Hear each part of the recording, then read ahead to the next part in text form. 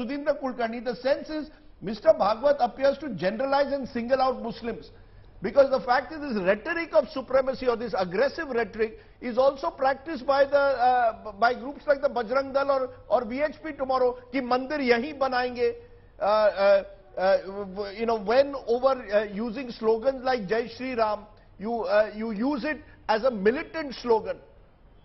How do you see it? Should Mohan Bhagwat have drawn a line therefore for all, not just only singled out Muslims?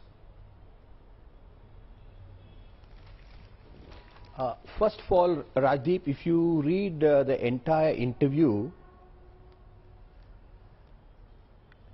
he has actually said that notions of supremacy are wrong whether they manifest among Muslims or Hindus or communists.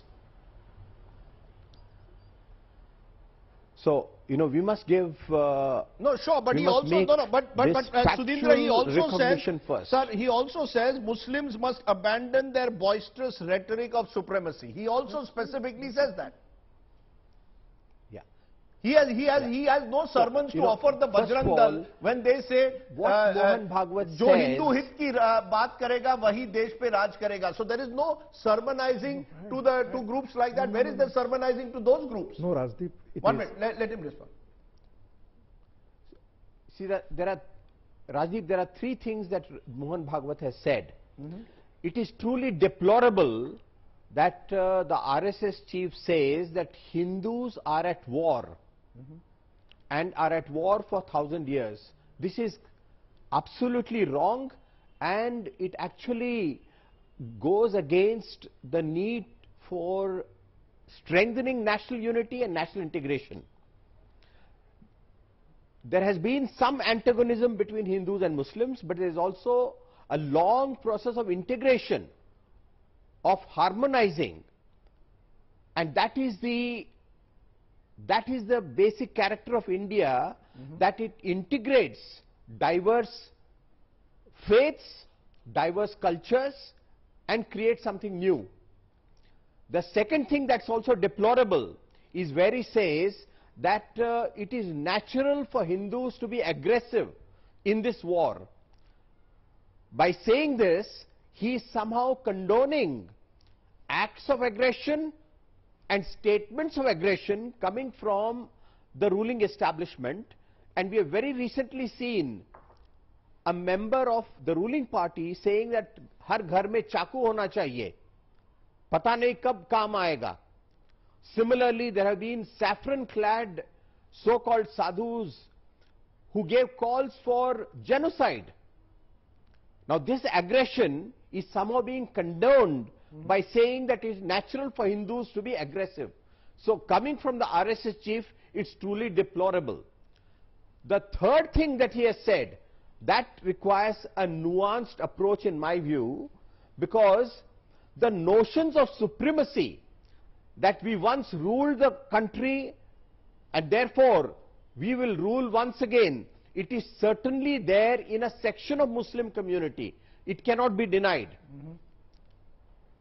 Denying this is self-delusion.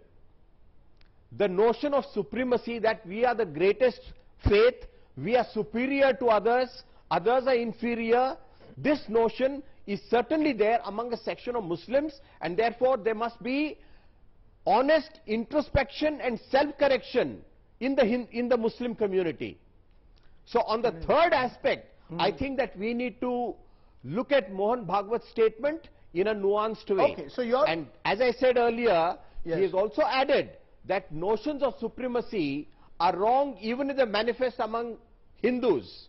Okay, as you said, there are nuances to what he has suggested. But Tushar Gupta, do you think that Mohan Bhagwat, in a way, is once again falling into the trap of singling? If you look at his statements 5 or 6 months ago, they seemed much more moderated. They seemed much more inclusive. In this occasion, when he speaks about this 1,000-year war in particular, it almost appears that he's once again going into these civilizational battles that are existing and continue to exist at the moment.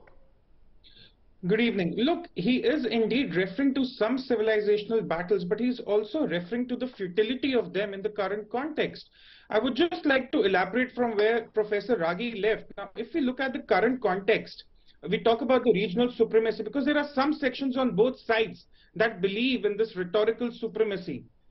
There was a case which we had where a party spokesperson crossed the line on a show, and everyone was on the streets shouting "Sar tan se juda."